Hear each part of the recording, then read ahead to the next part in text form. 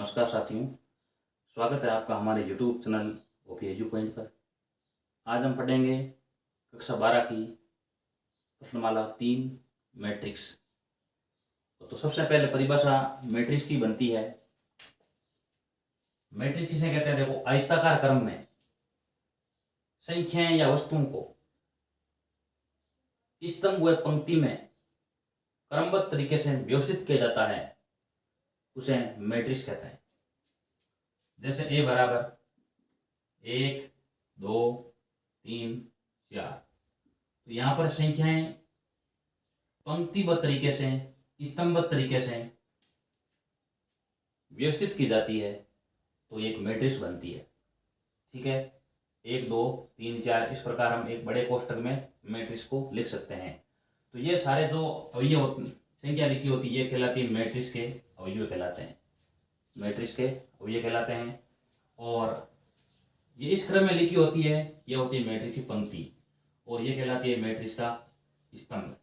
ये कहलाते हैं मैट्रिक्स के स्तंभ कहलाते हैं, स्तंभ।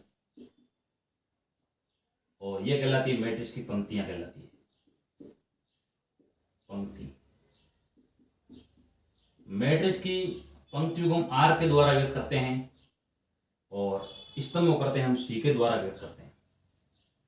पंक्तियों को हम आर के द्वारा और मैट्रिक्स के स्तंभ को सी के द्वारा व्यक्त किया जाता है। अब यहाँ देख सकते हैं, यहाँ ये पहली पंक्ति है, यहाँ दूसरी पंक्ति है, यहाँ पहला स्तंभ है, यहाँ दूसरा स्तंभ है। तो यहाँ आप लिख सकते हो, ये R1 है, ये R2 है, ये C1 है और ये C2 है। ठीक है, जिस प्रकार देखो यहाँ B बराबर ऐसा भी लिखा जा सकता है, 1 2 4 5 6 7। ठीक है, तो इस प्रकार मैट्रिक्स को लिखा जा सकता है। ये देखो R1 कहलाएगी और ये पंक्ति R2 कहलाएगी, और यहाँ ये स्तंभ बराबर C1 स्तंभ होगा, ये C2 स्तंभ होगा, ये C3, इस प्रकार स्तंभ होते हैं। तो मैट्रिक्स को हम किस क्रम में लिखते हैं? पहले मैट्रिक्स की पंक्तियों को लिखते हैं और बाद में स्तंभ को लिखते हैं। तो इसमें देखो 2 पंक्तियां हैं और 2 स्तंभ है, तो इस मैट्रिक्स का क्रम क्या हो जाएगा? 2 × 2 हो जाएगा। यहाँ 2 पंक्तियां हैं, 3 स्तंभ है, इसका यहाँ क्रम हो जाएगा 2 × 3। यह होता है मैट्रिक्स का क्रम।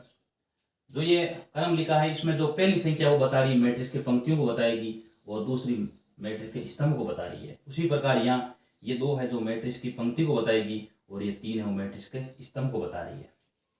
इस प्रकार हम मैट्रिक्स को लिखते हैं। और आगे मैट्रिक्स को हम ए बराबर बी बराबर, ये हमेशा हम अंग्रेजी वर्णमाला के कैपिटल अक्षरों के द्वारा व्यक्त करते हैं। A B C D P Q R जो भी लिखते हैं वो हमेशा यहाँ कैपिटल अक्षरों के द्वारा व्यक्त किया जाता है। और कुछ बातें पढ़ेंगे मैट्रिक्स में हम। मैट्रिक्स का क्रम यानी जिस प्रकार ये क्रम, जिस प्रकार हम m × n लिख देते हैं, ध्यान करना, ये मैट्रिक्स को पंक्ति को बताएगा और ये मैट्रिक्स को स्तंभ को बताएगा। यानी पहले मैट्रिक्स के पंक्तियों को लिखते हैं इनटू, बाद में पंक्ति की, बाद में मैट्रिक्स के स्तंभ को लिखा जाता है।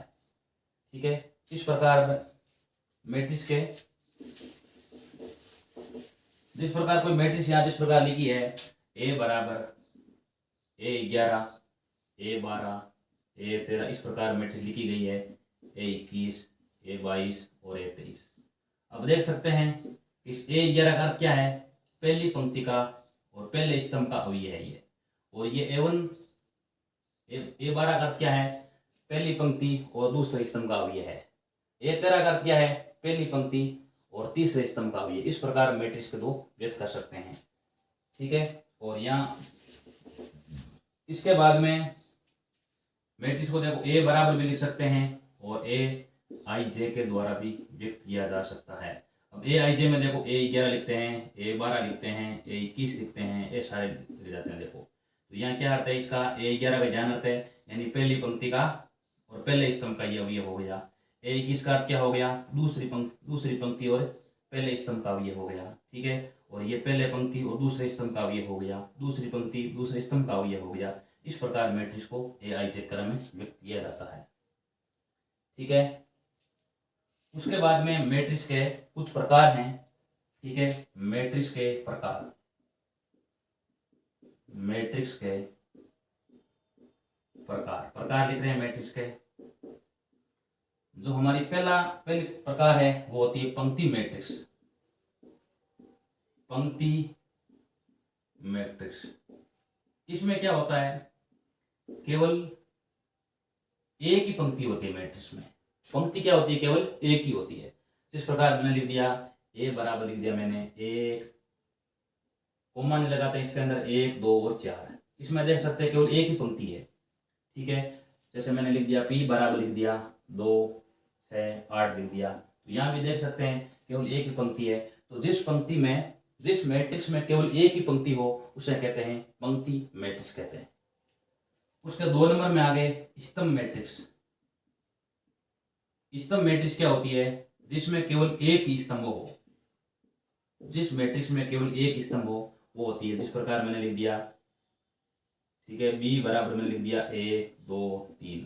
यहाँ देख सकते हैं पंक्तियां कितनी हो लेकिन स्तंभ इसमें क्या है, केवल एक है, ठीक है। जेड बराबर मैंने लिख दिया, जैसे एक्स लिख दिया, वाई लिख दिया, जेड लिख दिया। अब यहाँ भी देख सकते हैं केवल इसमें स्तंभ एक है। तो ध्यान करना, जिस मैट्रिक्स में केवल एक स्तंभ हो उसे क्या कहते हैं, स्तंभ मैट्रिक्स कहते हैं। और जिस मैट्रिक्स में केवल एक पंक्ति हो उसे क्या कहते हैं, पंक्ति मैट्रिक्स कहते हैं। इसमें देख सकते हैं केवल एक पंक्तियां हैं, एक पंक्तियां हैं। इस क्रम में लिखते हैं वो पंक्तियों को लिखते हैं और खड़े क्रम में स्तंभ को लिखते हैं। यहाँ देखो स्तंभ एक है और पंक्तियां यहाँ कितनी है, देखो 3 पंक्तियां बन रही है। उसी प्रकार यहाँ पंक्तियां 3, स्तंभ एक है। इसमें केवल एक स्तंभ है, इसलिए इसका नाम क्या हो जाएगा, स्तंभ मैट्रिक्स हो जाएगा। उसके बाद में आगे आ रहा है शून्य मैट्रिक्स, ठीक है। तो शून्य मैट्रिक्स किसे कहते हैं, देखो 3 नंबर में शून्य मैट्रिक्स। शून्य मैट्रिक्स, जिस मैट्रिक्स के सारे अवयव क्या हो, 0 हो, ठीक है। मैट्रिक्स है पंक्ति स्तंभता कितने हो कोई अर्थ नहीं है, लेकिन सारे अवयव अगर 0 होते हैं उसे बोलते हैं शून्य मैट्रिक्स। जिस प्रकार ए बराबर लिख दिया मैंने 0 0 0 0 0। अब यहाँ देख सकते हैं, देखो सारे अवयव 0 है, इसलिए इसका नाम क्या हो जाएगा, शून्य मैट्रिक्स। अब इसका क्रम क्या होगा, देखो क्रम यहाँ पर कुल पंक्तियां कितनी, देखो 3 पंक्तियां हैं, स्तंभ यहाँ पर 2 है, तो इसका क्रम हो जाएगा 3 × 2। आगे जैसे मैंने बी लिख दिया बराबर 0 0 लिख दिया, तो यहाँ देखो क्या है, यहाँ पंक्तियां केवल 1 है, स्तंभ 2 है, तो 1 × 2 क्रम हो गया। तो यहाँ देख सकते हैं सारे अवयव 0 है, तो ये क्या हो जाएगा, शून्य मैट्रिक्स। शून्य मैट्रिक्स में ध्यान करना है यहाँ बीच में कोमा का चिन्ह नहीं लगाते हैं, ठीक है, बिना कोमा की संख्या लिखी जाती है। उसके बाद में आगे वर्ग मैट्रिक्स। इसके बाद में आगे आ रहा है वर्ग मैट्रिक्स। तो वर्ग मैट्रिक्स क्या होती है, 4 नंबर आगे वर्ग मैट्रिक्स। जिस मैट्रिक्स के स्तंभ और पंक्तियां बराबर हो, स्तंभ और पंक्तियां बराबर हो उसे कहते हैं वर्ग मैट्रिक्स कहते हैं। जैसे ए बराबर लिखा है 1 10 15 और 20। यहाँ देखो पंक्तियां 2 है, स्तंभ भी 2 है, यानी क्रम 2 × 2 का है। तो यहाँ देख सकते हैं पंक्तियां स्तंभ बराबर है, इसलिए इसका नाम क्या हो जाएगा, वर्गाकार मैट्रिक्स हो गया। बी बराबर जैसे लिख दिया मैंने, पी लिख दिया, यहाँ पर लिख दिया मैंने क्यू लिख दिया, आर लिख दिया, एस लिख दिया। तो यहाँ देख सकते हैं यहाँ पर भी क्या है, क्रम इसका 2 × 2 है, लेकिन यहाँ पंक्तियां स्तंभ बराबर है, इसलिए इसका नाम भी क्या हो जाएगा, वर्गाकार मैट्रिक्स या वर्ग मैट्रिक्स हो गया। अब देखो मैट्रिक्स 1 × 1 क्रम की हो सकती है। जिस प्रकार लिख दिया मैंने यहाँ पर केवल 10 लिख दिया है, तो 10 क्या है, 1 × 1 क्रम की मैट्रिक्स है, तो इसका नाम भी क्या हो जाएगा, वर्गाकार मैट्रिक्स। डी बराबर जैसे मैंने लिख दिया 1 2 7 6 5 4 3 2 1। इसमें देख सकते हैं इसका क्रम क्या है, देखो इसका क्रम है 3 × 3 क्रम है। यहाँ इसका नाम भी क्या हो जाएगा, वर्गाकार मैट्रिक्स। यानी जिस मैट्रिक्स में पंक्तियां स्तंभ बराबर हो वो क्या कहलाती है, वर्गाकार मैट्रिक्स या वर्ग मैट्रिक्स कहलाती है। उसके बाद में आगे आ रहा है विकिरण मैट्रिक्स। 5 नंबर है विकिरण मैट्रिक्स, ठीक है। 5 नंबर में लिखा है विकिरण मैट्रिक्स। विकिरण मैट्रिक्स किसे कहते हैं, देखो जिस मैट्रिक्स के केवल विकिरण को छोड़कर सारे अवयव क्या हो, 0 हो, ठीक है। केवल विकिरण क्या हो इसका, जिस प्रकार संख्या लिखी है ए बराबर में 1 0 2 0 और 2, यानी इसका ये विकिरण क्या है, 0 नहीं है, और बाकी सारे अवयव क्या है, 0 है। तो ये क्या हो जाएगा, विकिरण मैट्रिक्स हो जाएगा। उसी प्रकार बी बराबर क्या लिखा, देखो बी बराबर लिख दिया 1 2 3, बाकी सारे 0 0 हो गए। देखो ये 0 यहाँ 0 यहाँ 0 और यहाँ 0। विकिरण को छोड़कर सारे अवयव 0 हो उसे क्या कहते हैं, विकिरण। मुख्य विकिरण के अवयवों को छोड़कर, यानी ये क्या है, इसका मुख्य विकिरण है, मुख्य विकर्ण को छोड़कर सारे अवयव क्या हो, जीरो हो। इसी विकर्ण देखो, ये विकर्ण भी हो सकता है, ठीक है, लेकिन यहाँ पर क्या है, ये मुख्य विकर्ण है, इसको छोड़कर सारे अवयव जीरो होते हैं, उसे कहते हैं विकर्ण मैट्रिक्स कहते हैं। अब क्रम कैसे होता है, मैट्रिक्स कैसे हो सकता है, लेकिन ये हमारे मुख्य विकर्ण है, इसके सारे अवयव क्या होने चाहिए, जीरो नहीं होने चाहिए, बाकी सारे अवयव जीरो हो, उसे क्या कहते हैं, विकर्ण मैट्रिक्स कहते हैं। उसके बाद में आ गए इकाई मैट्रिक्स। इकाई मैट्रिक्स किसे कहते हैं, देखो 6 नंबर में है इकाई मैट्रिक्स। यानी अगर विकर्ण मैट्रिक्स के अब ये एक एक हो जाए, इकाई हो जाए, यानी एक एक हो जाए, तो वो क्या कहलाता है, इकाई मैट्रिक्स कहलाता है। जिस प्रकार यहाँ लिख दिया देखो a बराबर 1 0 0 1। अब यहाँ मुख्य विकर्ण का अब ये क्या देखो, यहाँ पर एक एक है, तो इसका नाम क्या हो जाएगा, इकाई मैट्रिक्स, और क्रम हो जाएगा इसका 2 × 2। b बराबर लिख दिया देखो 1 1 1। बाकी सारे अभी क्या होने चाहिए, जीरो होने चाहिए, केवल विकर्ण है ये, इसके अवयव क्या होने चाहिए, एक एक, और बाकी सारे अवयव क्या होने चाहिए, जीरो। ये भी क्या कहलाएगा, एक विकर्ण इकाई मैट्रिक्स कहलाएगा। इसका क्रम भी क्या हो जाएगा, देखो 3 × 3 हो जाएगा। इस प्रकार क्या कहते हैं, इसको इकाई मैट्रिक्स कहते हैं। उसके बाद में क्या कहते हैं, आगे आ रहा है तुल्य मैट्रिक्स। तुल्य मैट्रिक्स किसे कहते हैं, देखो लिख देते हैं तुल्य मैट्रिक्स। आगे है 7 नंबर है तुल्य मैट्रिक्स। दो मैट्रिक्स दे रखी है, उसके पंक्तियां स्तंभ बराबर है, ठीक है। जिस प्रकार यहां लिख दिया a बराबर में लिख दिया 1 2 4 6, ठीक है, और b बराबर लिख दिया यहाँ मैंने x y z और p। अगर यहाँ ऐसा लिखा गया है कि मैट्रिक्स a बराबर b है, मैट्रिक्स a बराबर b है, तो यहाँ देखो x बराबर होगा 1, y बराबर होगा 2, z बराबर होगा 4 और p बराबर होगा 6। यानी इसे कहते हैं हम तुल्य मैट्रिक्स। यानी दो मैट्रिक्स बराबर है तो उसके सारे संगत अवयव भी क्या होते हैं, बराबर होते हैं, ठीक है। यहाँ देखो इसका क्रम भी क्या होगा, देखो 2 × 2 होना चाहिए, इसका क्रम भी 2 × 2 होना चाहिए, यानी मैट्रिक्स क्रम बराबर होना चाहिए, और उसके बाद में उनके संगत अवयव क्या होने, बराबर होते हैं। अगर a बराबर b दे रखा है तो इसके संगत अवयव x बराबर 1, y बराबर 2, z बराबर 4 और p बराबर 6। इस प्रकार संगत अवयव क्या होते हैं, इसके बराबर होते हैं। उसके बाद में आगे दे रखा है अदिश मैट्रिक्स। अदिश किसे कहते हैं, देखो अदिश मैट्रिक्स मुख्य विकर्ण के आगे है अदिश मैट्रिक्स। अदिश मैट्रिक्स हमने क्या पढ़ा है, देखो विकर्ण मैट्रिक्स पढ़ा है, ठीक है। उस मुख्य विकर्ण के अवयव छोड़ो सारे अवयव जीरो होते हैं। इकाई पढ़ा है, इकाई में क्या होता है, मुख्य विकर्ण के अवयव एक एक होते हैं, बाकी सारे जीरो होते हैं। अब अदिश में क्या होता है, केवल एक मुख्य विकर्ण के अवयव समान होते हैं केवल, ठीक है। यहाँ जैसे मैंने लिख दिया a बराबर 2 लिख दिया, और यहाँ पे भी 2 लिख दिया, इसका नाम क्या होगा, देखो 2 × 2 क्रम की मैट्रिक्स है, इसका नाम हो जाएगा अदिश मैट्रिक्स, क्योंकि इसके मुख्य विकर्ण के अवयव क्या है, देखो समान है, ठीक है। b बराबर जैसे मैंने लिख दिया देखो -3 और -3, बाकी सारे अवयव क्या आ गए, जीरो आ गए। इसका क्या नाम क्या होगा, इसको हम कहेंगे अदिश मैट्रिक्स कहेंगे, ठीक है। यानी जिसके मुख्य विकर्ण के सभी अवयव क्या हो, समान हो। और आगे आ रहा है त्रिभुजाकार मैट्रिक्स। त्रिभुजाकार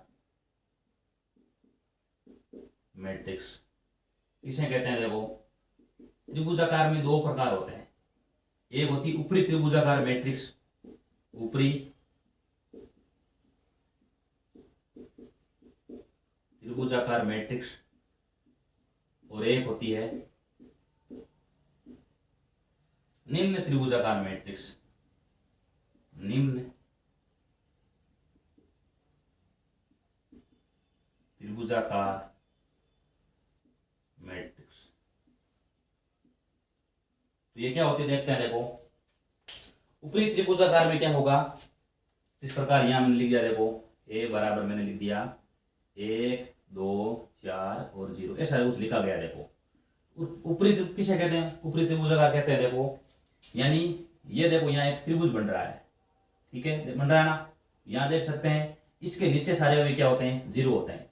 ऊपर वाले जीरो नहीं होते, नीचे सारे अवयव जीरो होते हैं, इसे कहते हैं ऊपरी त्रिभुजाकार मैट्रिक्स कहते हैं। अब मैट्रिक्स का क्रम देखो, यहाँ इस प्रकार बी बराबर लिख दिया मैंने, 1 लिख दिया, यहाँ 2 लिख दिया, 3 लिख दिया, 4 लिख दिया, 5 लिख दिया, 6 लिख दिया, 7 8 9 ऐसा कुछ लिखा गया है।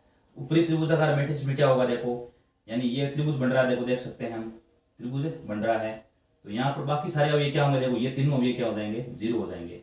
इसका नाम क्या होगा, ऊपरी त्रिभुजाकार मैट्रिक्स।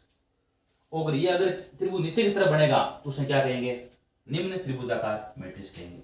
इस प्रकार मैंने P बराबर लिख दिया है, यहाँ लिख दिया 1, यहाँ लिख दिया 2 और यहाँ लिख दिया 3 और यहाँ 0। अब देख सकते हैं यहाँ देखो एक त्रिभुज बन रहा है, देखो ये यहाँ त्रिभुज में ये बन रहा है और ऊपर से 0 दे रखा है, इसका नाम क्या हो जाएगा, निम्न त्रिभुजाकार मैट्रिक्स। यानी जिसमें ऊपर त्रिभुज बन रहा है, नीचे 0 आ रहा है देखो, ठीक है। और इसमें देखो ऊपर त्रिभुज नीचे 0 है, इसका नाम होगा ऊपरी त्रिभुजाकार मैट्रिक्स और ऊपरी त्रिभुजाकार मैट्रिक्स। और यहाँ ऊपर 0 है, नीचे त्रिभुज बन रहा है, तो इसका नाम क्या हो जाएगा, निम्न त्रिभुजाकार मैट्रिक्स। इस प्रकार हम मैट्रिक्स के 9 प्रकार पढ़ चुके हैं। पहला पढ़ा पंक्ति मैट्रिक्स, यानी जिसमें केवल एक पंक्ति हो, स्तंभ मैट्रिक्स जिसमें केवल एक स्तंभ हो। उसके बाद में पढ़ा है शून्य मैट्रिक्स, सारे अवयव शून्य हो। उसके बाद वर्ग मैट्रिक्स, यानी जिसमें पंक्तियां स्तंभ बराबर हो वो वर्ग मैट्रिक्स। उसके बाद में विकर्ण मैट्रिक्स, यानी जिसमें विकर्ण के अवयवों को छोड़कर सारे अवयव क्या हो, मुख्य विकर्ण को छोड़कर सारे अवयव 0 हो जाएगा विकर्ण मैट्रिक्स। इकाई मैट्रिक्स में क्या होता है, ये मुख्य विकर्ण है, इसके अवयव 1-1 होते हैं, बाकी सारे 0 होते हैं, वो इकाई मैट्रिक्स हो गया है। तो ये मैट्रिक्स में क्या होता है, तो यदि मैट्रिक्स A बराबर B दे रखा है तो उनके संगत अवयव क्या होते हैं, सारे सारे बराबर होते हैं। उसके बाद में अदिश मैट्रिक्स, अदिश मैट्रिक्स में क्या होता है, मुख्य विकर्ण के अवयव समान होते हैं, यानी हम इकाई मैट्रिक्स को अदिश मैट्रिक्स कह सकते हैं। क्योंकि अदिश में क्या होता है, मुख्य विकर्ण के अवयव 1-1 होते हैं और इकाई में 1-1 होता है, इसलिए क्या कह सकते हैं हम, अदिश मैट्रिक्स। इकाई मैट्रिक्स को हम अदिश मैट्रिक्स कह सकते हैं, लेकिन अदिश मैट्रिक्स को इकाई मैट्रिक्स नहीं कह सकते हैं। क्योंकि इकाई में क्या होना चाहिए, मुख्य विकर्ण का अवयव 1-1 होना चाहिए, ठीक है, इसलिए नहीं कह सकते हैं। और ऊपरी त्रिभुजाकार मैट्रिक्स में क्या होता है, ऊपर वाले संख्या होती है और नीचे की तरफ 0, ऊपर की तरफ संख्या नीचे की तरफ 0 होती है, वो ऊपरी त्रिभुजाकार मैट्रिक्स। और ये हो गया नीचे की तरफ त्रिभुज, ऊपर की तरफ 0 बन रहा है, तो उसका नाम क्या हो जाएगा, यहाँ हो जाएगा निम्न त्रिभुजाकार मैट्रिक्स। इस प्रकार हमने यहाँ मैट्रिक्स के प्रकार पढ़ लिए हैं। अब उसके मैट्रिक्स से अब आगे प्रश्न कर रहे हैं। देखो हम मैट्रिक्स के जितने भी महत्वपूर्ण बातें पढ़ ली हमने, अब यहाँ पर हम प्रश्न शुरू करेंगे, देखो ठीक है। तो प्रश्न नंबर 1 में क्या दे रखा है, एक आपको मैट्रिक्स दे रखी है, सारे प्रश्न करेंगे। देखो हम यहाँ पर कोई प्रश्न पीछे नहीं छोड़ेंगे। मैट्रिक्स A बराबर दे रखी है, प्रश्न नंबर 1, इसमें मैट्रिक्स A बराबर दे रखी है 2 5 2 5 19 और -7, 35 2 और -2, 5/2 और यहाँ पर 12। उसके बाद में दे रखी है √3 और उसके बाद में 1 -5 और ये हो गया 17। अब इसमें क्या पूछा गया, देखो 2 बातें पूछी गई, सारी लिखेंगे। देखो इसमें पूछा गया है अवयव की कोटि, यानी मैट्रिक्स की कोटि क्या है। देखो सबसे पहले ये पूछा गया है कि मैट्रिक्स की कोटि यानी अवयव की कोटि क्या है। मैट्रिक्स की सबसे पहले यही मैट्रिक्स की कोटि क्या होगी, तो कोटि ज्ञान है। पहले पंक्तियों को लिखते हैं, स्तंभ को बाद लिखते हैं। यहाँ देखो पंक्तियां कितनी दी गई है, देखो 1 पंक्ति 2 3 पंक्तियां दी गई है, स्तंभ यहाँ पर 4 दिए गए हैं, तो क्रम क्या हो जाएगी, 3 × 4 क्रम की मैट्रिक्स है, ठीक है। यहाँ देखो एक पंक्ति है, दूसरी पंक्ति है, तीसरी पंक्ति है और स्तंभ यहाँ पर कितने 4, तो कोटि क्या हो जाएगी। कोटि क्या होती है, मैट्रिक्स क्रम होता है। कोटि यानी क्रम, किस क्रम की मैट्रिक्स है, 3 × 4 क्रम की मैट्रिक्स है। उसके बाद में है दूसरा है अवयवों की संख्या कितनी है, अवयवों की संख्या, या इनको सबको जोड़ लो और या गुणा कर लो, 12 आंसर आ गया। देखो कुल यहाँ से अवयव कितने हैं, देखो 12 भी हैं। उसके बाद में है तीसरे 3 नंबर पूछा गया है हमें A11 का मान निकालना। देखो A13 का मान क्या है, उसके बाद में A21 का मान क्या है, A33 का मान क्या है, ठीक है, ये मान पूछे गए हैं। उसके बाद में A34 का मान क्या है और उसके बाद में A23 का मान क्या है, देख सकते हैं। देखो ये ध्यान है, ये देखो ये A11 होता है, ये A12 होता है, A13 होता है और ये A14। आगे यहाँ 21 हो जाएगा, A21 या A31 हो जाएगा, A31। यहाँ देखो A22 है, यहाँ A23 है और ये A24 है। यहाँ A31 हो गया, A32 हो गया, A33 हो गया, A34। अब देख सकते हैं अब ये क्या है, देखो A13 का मान यहाँ 19 है, 19 लिख दो, A21 का मान यहाँ पर 35 है, 35 लिख दो। A33 का मान यहाँ -5 है तो -5 लिख दो। A34 का मान 17 है और A23 का मान क्या है यहाँ पर 5/2 है। इस प्रकार ये सारे अवयव लिख सकते हैं हम। ये प्रश्न नंबर 1 कंप्लीट हो चुका है। सवाल नंबर 2 क्या दे रखा है, यदि मैट्रिक्स के में 24 अवयव है, अवयव कितने हैं मैट्रिक्स में दे रखे हैं, मैट्रिक्स में कुल 24 अवयव हैं, तो मैट्रिक्स का क्रम क्या होगा, देखो देख सकते हैं, यानी उनकी संयुक्त कोटियां क्या होगी। सवाल नंबर 2, मैट्रिक्स में अवयव बराबर, मैट्रिक्स में अवयव क्या दे रखे हैं, अवयव 24 है, ठीक है। तो हमें निकालनी क्या है, देखो हमें निकालनी है संभव कोटियां क्या होगी, यानी मैट्रिक्स का क्रम क्या होगा, देखो संभव कोटियां क्या होगी, देखो ध्यान करना, देखो 1 × 24 क्रम की मैट्रिक्स हो सकती है, यानी एक पंक्ति और 24 स्तंभ हो सकते हैं। 24 × 1 24 पंक्तियां एक स्तंभ हो सकता है। 6 × 4 6 पंक्तियां 4 स्तंभ हो सकते हैं। 4 × 6 4 पंक्तियां 6 स्तंभ हो सकते हैं। 12 × 2 12 पंक्तियां 2 स्तंभ हो सकते हैं। 2 × 12 2 पंक्तियां 12 स्तंभ हो सकते हैं। और उसके बाद में 8 × 3 8 पंक्तियां 3 स्तंभ और 3 × 8 यानी 3 पंक्तियां और 8 स्तंभ। इस प्रकार ये कितनी संख्याएं हो सकती है, देखो 1 2 3 4 8 कोटियां कुल हो सकती है अगर कोई मैट्रिक्स में 24 अवयव है तो। अब आगे और पूछा है यदि इसमें 13 अवयव तो कोटियां क्या होगी, ठीक है। यदि अवयव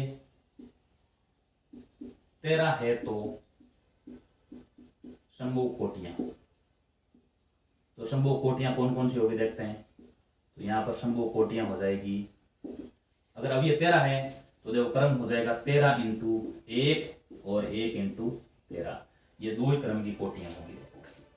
24 अवयव 8 तरह की कोटियां हो सकती है और अगर अवयव 13 है तो केवल 2 तरह की कोटियां हो सकती है, ठीक है।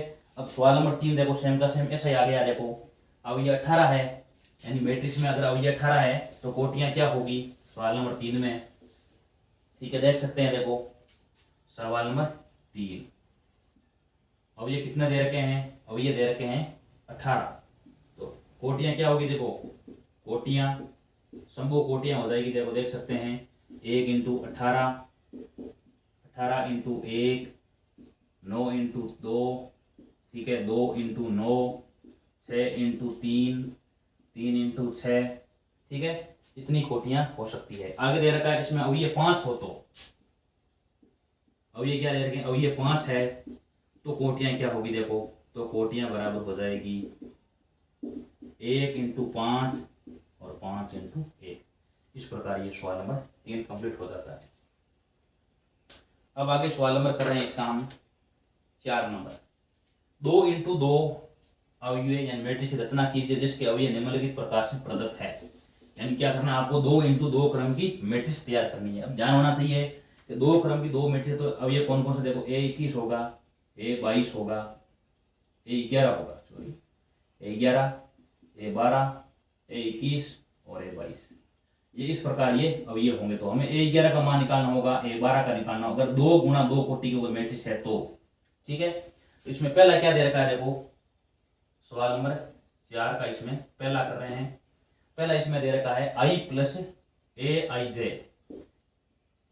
बराबर क्या दे रखा है, I + J/2 और यहाँ इसका क्या दे रखा है, वर्ग दे रखा है। तो हम इन चारों का मान निकालेंगे। देखो अब इसमें ध्यान करना I किसको बताएगा, पंक्ति को बताएगा, J स्तंभ को बताएगा। तो पहले मान निकालते हैं A11 का। अब देख सकते हैं I = 1 J = 1, यहाँ मान लिख दो आप I और J का 1 + 1/2 का वर्ग। यहाँ क्या होगा, देखो 4/2, इसका मान आ जाएगा 2। ये AIJ यानी ये A11 हो गया। तो देख सकते हैं I = 1 और J = 1, I का मान 1 J का मान आप 1 लिख दो, उत्तर ज्ञात कर दो, आंसर आ जाएगा। A12 का मान निकालो आप। A12 में देखो I का मान 1 है, J का मान 2 है, यानी 1 + 3/2 का यहाँ पर हो जाएगा वर्ग, यहाँ 2 हो जाएगा। इसका वर्ग क्या होगा, देखो 3 की घात 2 9 9/2 हो जाएगा। उसके बाद में मान A21 का मान निकालते हैं। तो A21 में देखो I का मान यहाँ क्या है, देखो I का मान आपके सामने 2 ही तो है, 2 प्लस 1 बट्टे 2, यहाँ इसका वर्ग, यानी यहाँ 3 की घात 9 बट्टे 2 हो जाएगा। a22 का मान निकालते हैं तो a22 में देखो i का मान भी 2, j का मान भी 2, तो 2 प्लस 2 बट्टे 2 और यहाँ पर 2 वर्ग, यहाँ 4 16 बट्टे 2, यानी यहाँ पर मान क्या आ जाएगा 8। तो इस मैट्रिक्स क्या बनेगी, देखो मैट्रिक्स a बराबर आप लिख सकते हो, a11 का मान आपके पास में 2 है, a12 का मान 9 बट्टे 2 है, ठीक है, a21 का मान भी 9 बट्टे 2 है और a22 का मान 8 है। तो ये क्रम कौन सी क्रम मैट्रिक्स बनी है, 2 × 2 क्रम की मैट्रिक्स बन गई। और अब ये हो गए 2 9 बट्टा 2 और 9 बट्टा 2 और 8। इस प्रकार हम कर सकते हैं। आगे दे रखा है, आगे हम कर रहे हैं सवाल नंबर इसका दूसरा कर रहे हैं, i बट्टे j दे रखा है, i बट्टे j। दूसरा दे रखा है aij बट्टे दे रखा है i बट्टे j। तो पहले a11 का मान निकालो आप। a11 का क्या हो गया, i बराबर 1 j बराबर 1, यानी 1 बट्टा 1 यानी मान 1 आ चुका है। a12 का मान निकालो आप, a12 यानी i का मान 1 j का मान 2, 1 बट्टा 2 हो जाएगा। a13 का मान याद करेंगे, देखो i का मान 1 j का मान 3, 1 बट्टा 3 हो जाएगा। और हमें निकालना a11 12 a21 का मान निकालना, a21 में देखते हैं i का मान 2 है, 2 बट्टा 1 यानी मान 2 आ गया। और a22 में हो जाएगा 2 बट्टे 2 यानी मान आ जाएगा 1।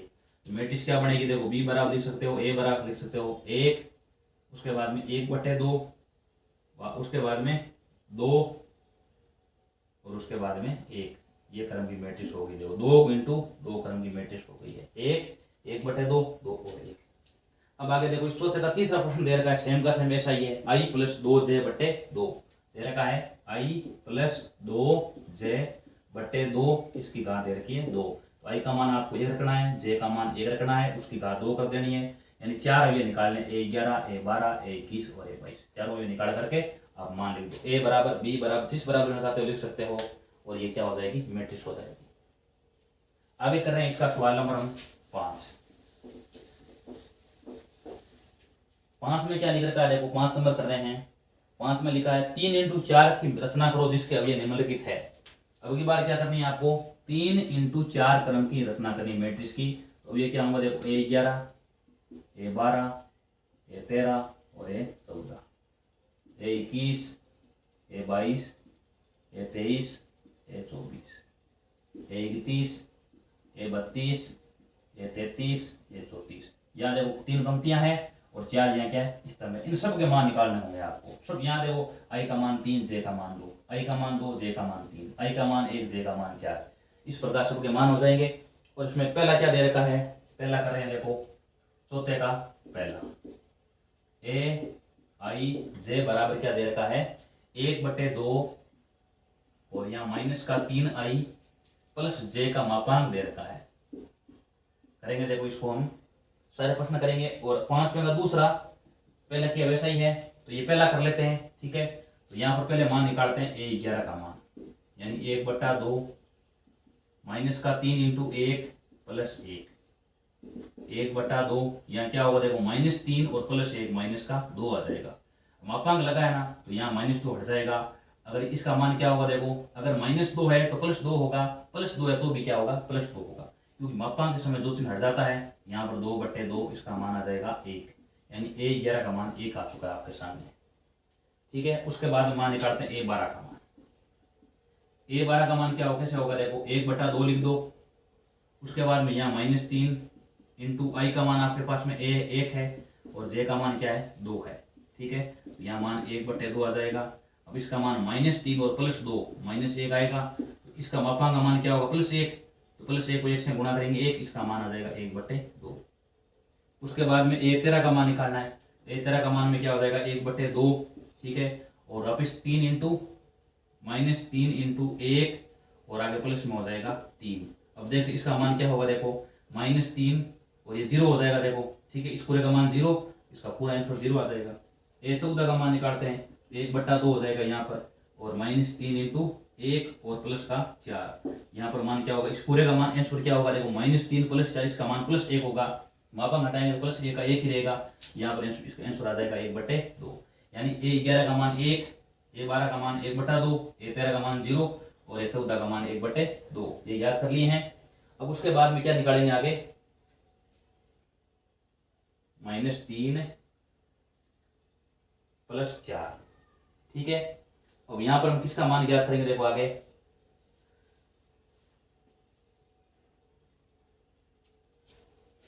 मान ज्ञात करेंगे A21 का मान। A21 का मान कैसे ज्ञात करेंगे, तो यहाँ रख देते हैं 1/2 या -3 इंटू I का मान आप देखो 2 है, 2 लिख दो और +1 रख दो। तो यहाँ इसका मान क्या होगा, -6 + 1 यानी -5 हो जाएगा। मापा हटाएंगे 5, इसका आंसर होगा 5/2। हो गया आंसर। A21 का मान निकालना है, I = 2, J = 1, 1/2 -3 इंटू 2 -6 + 1 हटाएंगे मापांक 5/2 आ जाएगा। आगे मान A22 का निकालेंगे, 1/2 लिख दो, ठीक है। उसके बाद -3 इंटू I का मान आपके पास में 2 है और +2 लिख दो। इसका आंसर क्या आ जाएगा, 1/2 -6 और +2 यानी क्या बचेगा, -4 बचेगा। हटाएंगे मापांक 4 आएगा, इसका पूरा आंसर क्या आ जाएगा, 2 आ जाएगा। A23 मान लिख दो, A23 का मान यहाँ क्या आएगा, देखो हल करते हैं पूरा। 1/2 यहाँ लिख दो आप, ठीक है। उसके बाद -3 इंटू 2 + J का मान 3 है। इसका आंसर क्या होगा, देखो 1/2 यहाँ रख दो और -6 और +3, -6 + 3, इसका आंसर क्या आएगा, -3 आ रहा है। हटाएंगे मापांक, हटाएंगे 3 आएगा, इसका पूरा आंसर आएगा 3/2। यहाँ तक ज्ञात कर लिया। अब ज्ञात करो आगे A24 का मान। A24 का मान कैसे ज्ञात करेंगे, वही 1/2 मापांक -3 इंटू 2 और +4, इसका आंसर आ जाएगा 1/2। इसका मान देखो -6 + 2 -2 होगा, हटाएंगे मापांक, इसका मान 2 आ जाएगा। तो इसका आंसर पूरा क्या आ जाएगा, 1 आ जाएगा।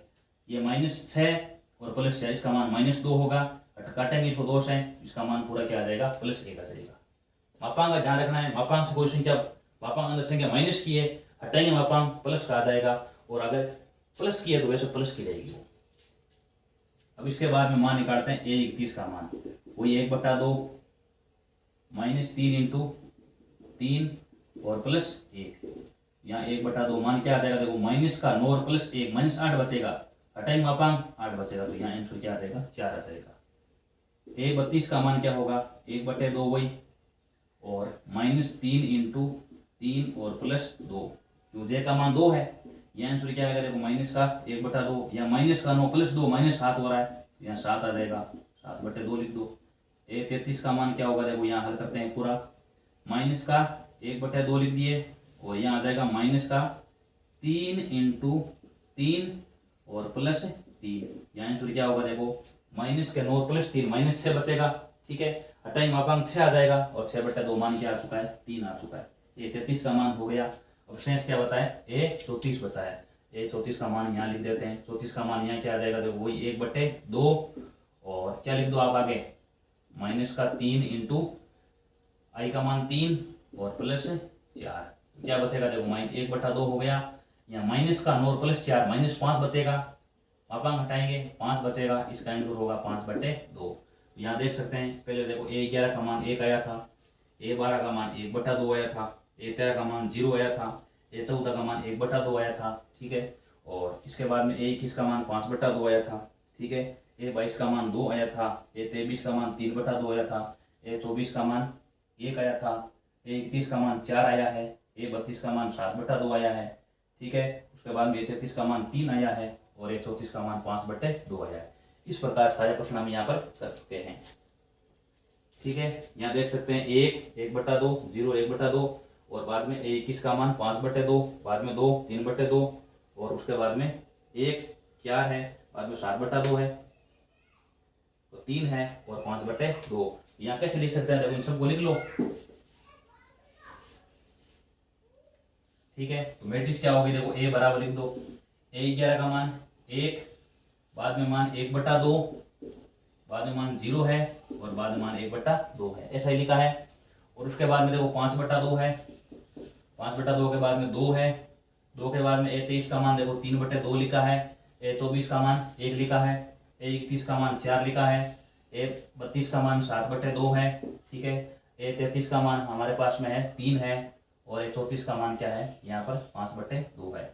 इस प्रकार हम यहाँ पर सारे प्रश्न कर लिए, देखो सारे याद कर लिए, देखो हमने A11, A12, A13, A14, A21, A22, A23, A24, A31, A32, A33, A34। चलो याद कर लिया, देखो ये हमारी मैट्रिक्स कंप्लीट हो जाती है।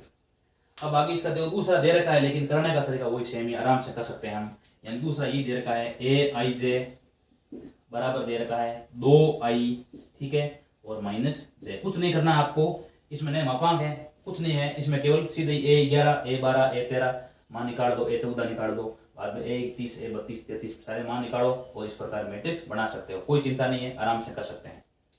आगे हम ये सवाल हमने पूरा कर लिया है। अब आगे हम करेंगे सवाल नंबर 6 करेंगे। देखो आगे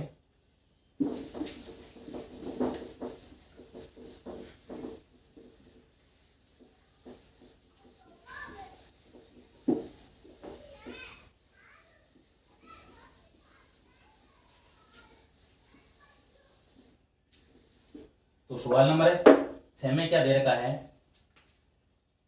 सवाल नंबर 6, एक्स वाई जेड का मान ज्ञात करो।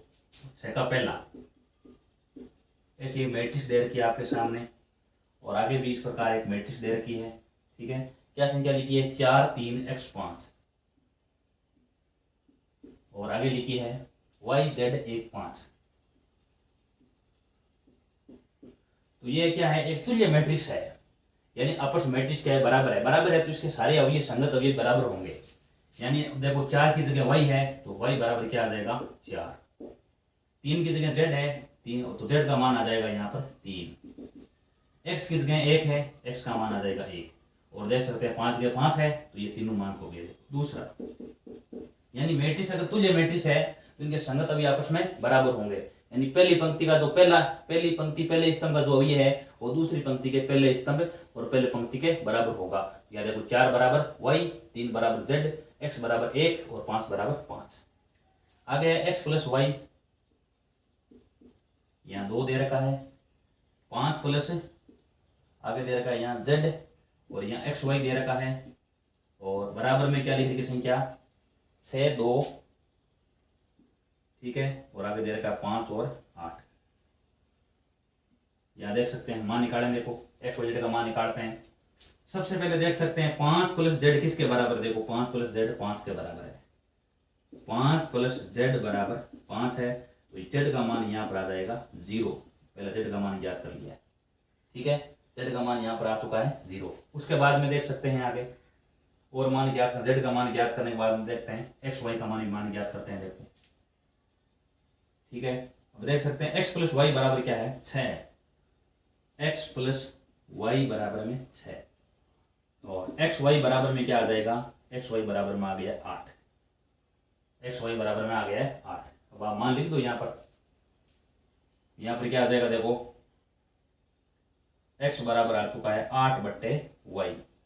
तो यहाँ x का मान किसके द्वारा? आप x का मान निकाल दिया 8/y। अब यहाँ ये मान लिख दो x की जगह 8/y प्लस y बराबर में 6। इसके बटा में 1 लिखो। अब इनका लघुत्तम आ जाएगा y, लघुत्तम यहाँ y होगा। तो यहाँ क्या बनेगा? देखो 8 plus y square, 8 plus y square बराबर में यहाँ पर 6। बदल गुणा कर लेंगे, वाई स्क्वायर प्लस 8 बराबर में 6y, वाई स्क्वायर माइनस का 6y प्लस 8 बराबर में 0। तो यहाँ इसके टुकड़े करेंगे, गुणनखंड है, टुकड़े होंगे -4y माइनस 2y और प्लस 8 बराबर 0। y कॉमन आ गया है, यहाँ बचेगा y -4, -2 कॉमन आ गया है, y -4 बराबर 0। y -4 शेष बचेगा यहाँ पर, और यहाँ रहेगा y -2। ये 2 बार है, इसको एक बार लिख दो, तो यहाँ बचेगा y -2। y का मान देखो 4 भी हो सकता है और y का मान 2 भी हो सकता है। अगर y का मान 4 है और y का मान 2 है तो मान क्या क्या होगा? देखो याद रख दो, y का मान अगर 4 है तो x का मान क्या आ जाएगा? 2 आ जाएगा। हो तो x बराबर 2 और y बराबर 2 हो तो x बराबर क्या आ जाएगा? 4। कर सकते हैं। देखो यहाँ क्या करोगे? y की जगह 4 रख दो, क्या है तो x का मान 2 आ जाएगा, और y 2 रख दो y की जगह तो x का मान क्या आ जाएगा? 4। इस प्रकार हमारा x y z तीनों के मान हमने ज्ञात कर लिए हैं। ठीक है, अब इसका तीसरा क्या दे रखा है? तीसरा सवाल दे रखा है, छठे का तीसरा पॉइंट।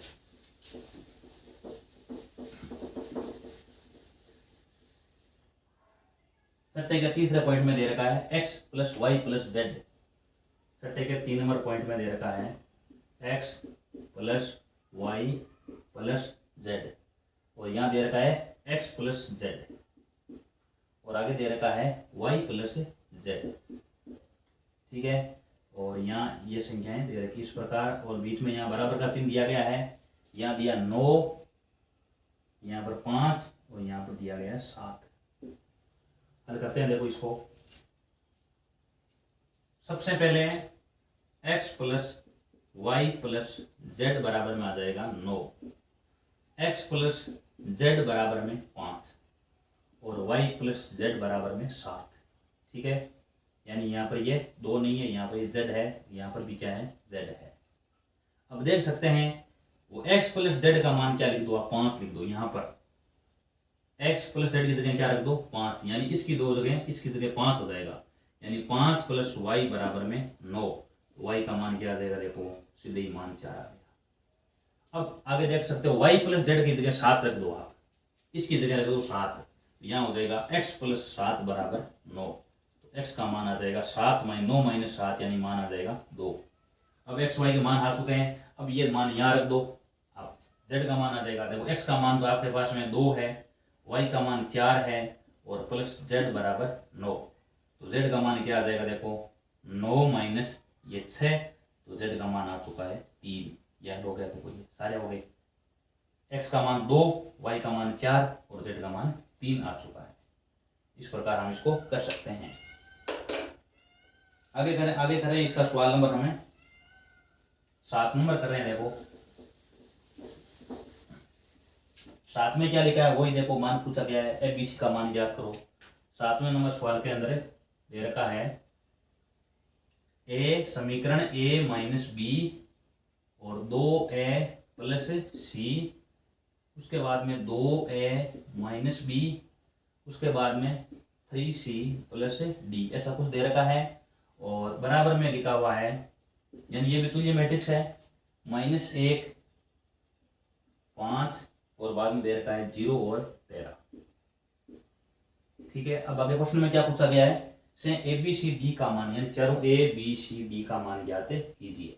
अरे ज्ञात है कोई इसका, यहाँ पर हम a माइनस बी का मान है, लिख दो a माइनस बी बराबर दे रखा है -1, इसको लिख दो समीकरण 1, और 2a माइनस बी का मान दे रखा है 0, ये लिख दो समीकरण 2। अब क्या करेंगे, इसको हम विलोपन विधि के द्वारा हल कर लेंगे, आंसर आ जाएगा। देखो विलोपन विधि का नियम क्या होता है, a या b में से दोनों में से एक का गुणांक समान कर लो, पहले से समान दिए गए हैं।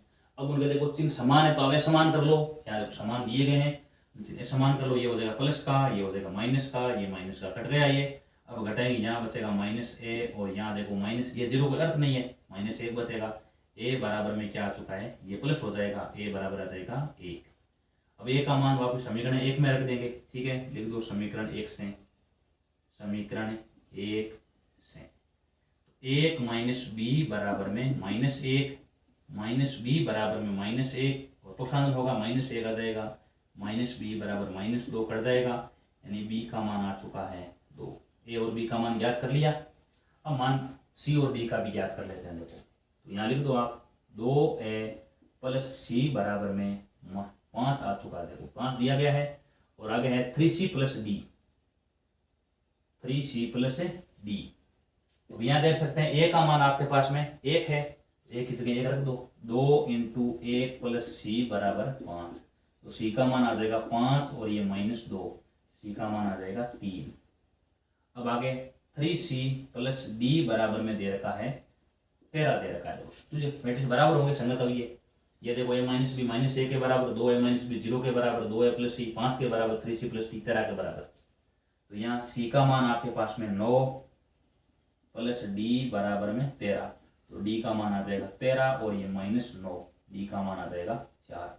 इस प्रकार ये प्रश्न कंप्लीट हो चुका है। सारे कर लिए। देखो हमने a का मान, b का मान, c का मान और d का मान चारों हम ज्ञात कर सकते हैं। ठीक है, यानी इन a और b का मान तो आप विलोपन विधि से हल कर लो। ठीक है, अब 2a माइनस सी बराबर 5 है, तो इसमें a का मान रख दो, c का मान आ जाएगा, और 3c प्लस डी बराबर 13, इसमें c का रख दो, d का आ जाएगा। इस प्रकार चारों मान आ चुके हैं। a बराबर 1 है, b बराबर 2 है, c बराबर 3 है, और d बराबर 4 है। अब आगे सवाल नंबर कर रहे हैं हम 8 नंबर। 8 नंबर में दे रखा है ए बराबर आई चे दे रखा है, ठीक है, और यहां दे रखा है m इंटू एन, यानी कोटि दे रखी है m इंटू एन की, ठीक है। एक वर्ग मैट्रिक्स है, एक वर्ग मैट्रिक्स है। यदि कब बराबर होंगे, देखो वर्ग मैट्रिक्स होगी कब। अब ए में दे रखा है m less than n, b में दे रखा है m ग्रेटर देन n, यानी m का मान n से बड़ा और यहाँ m का मान n से छोटा। सी में दे रखा है m बराबर n, ठीक है, और आगे डी दे रखा है इनमें से कोई नहीं, इनमें से कोई नहीं। अब यहाँ देख सकते हैं हमने पढ़ी है वर्ग मैट्रिक्स पढ़ी है, जिस मैट्रिक्स के पंक्ति स्तंभ बराबर हो उसे कहते हैं वर्ग मैट्रिक्स। तो यहाँ सीधे उत्तर क्या आ जाएगा, देखो सी होगा m बराबर n, यानी यदि कोई मैट्रिक्स के पंक्ति स्तंभ बराबर है वही क्या होगी, वर्ग मैट्रिक्स होगी। तो सही उत्तर हमारा यहाँ पर क्या आ जाएगा, सी आ जाएगा। आगे वाला कर रहे हैं, देखो इसके अंदर 3x प्लस 7, यहाँ दे रखा है 5, y प्लस 1, यहाँ दे रखा है 2 माइनस 3x दे रखा है, ठीक है, और उसके बाद में आगे दे रखा है यहाँ पर 0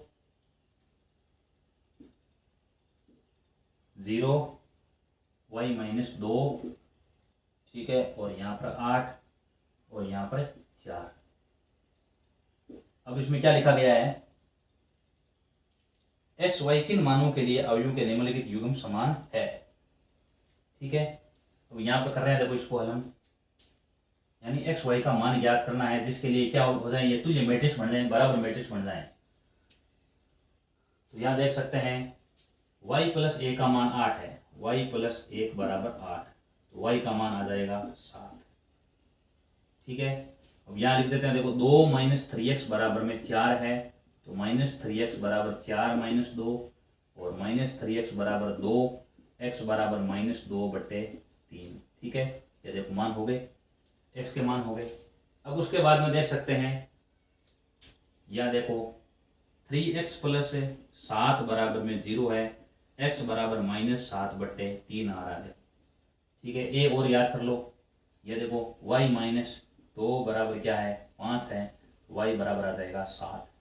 अब एक ध्यान करना, देखो एक प्रश्न के मान, एक प्रश्न है, एक प्रश्न में x के मान क्या होते हैं, सारे बराबर होते हैं, x के मान से कितने ही हो जाए, और y के मान भी क्या होते हैं, समान होते हैं। यहाँ देखो y का मान यहाँ 7 है, y का मान, दो समीकरण है, दोनों के द्वारा y का मान समान प्राप्त हो रहा है, ठीक है। लेकिन यहाँ देख सकते हैं x, एक समीकरण द्वारा x का मान माइनस 2/3 आ रहा है, और एक जगह x का मान माइनस 7/3 आ रहा है, इसलिए x का मान एक ही मान होगा, ठीक है। वो जिस प्रकार y का मान 7 है, उसी प्रकार x का मान भी क्या होगा, दोनों बराबर होंगे, इसलिए ये दोनों मान एक साथ संभव नहीं है। अतः सही विकल्प क्या होगा, इसका बी होगा, ज्ञात करना संभव नहीं है, ठीक है। सही आंसर क्या होगा इसका, यानी ये मैट्रिक्स तुल्य मैट्रिक्स कभी नहीं होगी। इसको ज्ञात तुल्य मैट्रिक्स बनाने के लिए हम एक्स वाई का मान ज्ञात नहीं कर सकते हैं, ठीक है। तो सही उत्तर क्या हो जाएगा, इसका बी आ जाएगा। आगे लिखा है 10वां लास्ट प्रश्न है इसका, नाम लिखा 3 × 3 कोटि के ऐसे अवयव कुल कितनी संख्याएं होगी जिसमें प्रत्येक प्रविष्ट 0 या 1 है।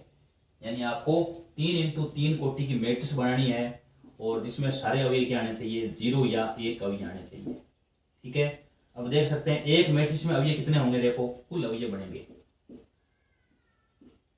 कुल अवयव आ जाएंगे बराबर में 9, कुल अवयव कितने हो जाएंगे 9, ठीक है। अब 9 स्थानों पर रखना, देखो 9 स्थानों पर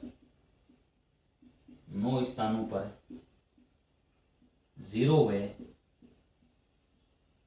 1 रखने के कुल